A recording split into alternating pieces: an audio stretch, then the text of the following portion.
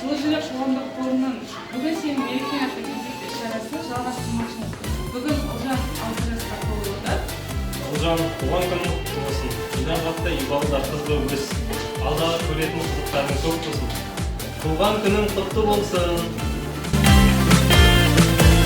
Қалы сенің